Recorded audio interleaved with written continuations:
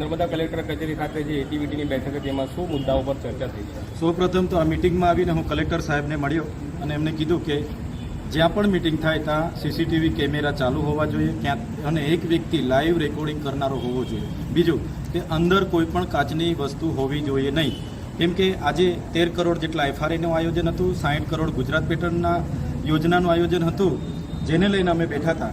પણ આયોજનમાં કલેક્ટર સાહેબ અધ્યક્ષ હતા, એમને મેં રજૂઆત કરી છે. આયોજનમાં દર વર્ષની જેમ આ વર્ષે પણ બહારની એજન્સીઓ કોન્ટ્રાક્ટરોના બિનજરૂરી કામો મંજૂર કરી દેવામાં આવ્યા છે. અમારા જેવા ચૂંટાયેલા પ્રતિનિધિઓના કામો મંજૂર કરવામાં આવ્યા નથી, જેને લઈને અમે આજે કલેક્ટર સાહેબને 6 વાગ્યા સુધીમાં માહિતી આપવાનું સાહેબને કીધું છે. એટલે સાહેબે અમને કીધું કે 6 વાગ્યા સુધીમાં માહિતી આપવાના છે. બીજું કે મંગળવાર સુધીમાં પ્રભારી મંત્રીશ્રી અને એમની સાથે સંકલન કરીને જે પણ કામોનો સમાવેશ નથી થયો એ કામોનો સમાવેશ કરવા માટેની પણ બાહેધરી કલેક્ટર સાહેબ અને પ્રાયોજના અધિકારી સાહેબે અમને આપી છે. સર, એ જાણવા મળ્યું છે કે અગાઉ જે ગ્રાન્ટની ફાળવણી ડેડિયાપાડા તાલુકા માટે થઈ હતી એમાંથી વધારે પડતા પૈસાનો ઉપયોગ થયો નથી, એ રીતની વાત છે.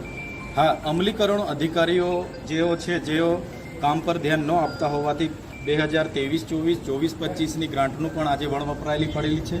બીજું કે આજના જે આયોજનમાં પ્રથમ દ્રષ્ટિએ ધ્યાન પર આવેલું છે તે અમલીકરણ અધિકારીઓએ બહારના કોન્ટ્રાક્ટરોએ સાથે મળીને ચૂંટાયેલા પ્રતિનિધિઓને નજરઅંદાજ કરીને બારોબાર આયોજનો તૈયાર કરી દીધા છે.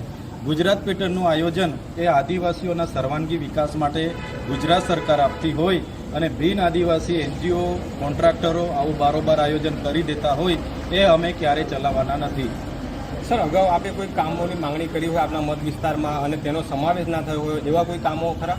હા, અમે અગાઉની મિટિંગમાં ગુજરાત પેટર્નમાં જે માંગણી કરી તેમાં થોડા જ કામોનો સમાવેશ કરવામાં આવ્યો છે અને બીજા કોન્ટ્રાક્ટરો અને એનજીઓના કામો લઈ લેવામાં આવ્યા છે. ત્યારે આવનારા દિવસોમાં જો કામોનો સમાવેશ નહીં કરવામાં આવશે તો અમારે જ્યાં પણ ધરણા પર બેસવું પડશે, મોરચો લઈને જવું પડશે, કે અમે જઈશું. અમારા લોકોની ગ્રાન્ટને અમે ક્યારે સગે વગે કરવા નહીં દઈશું.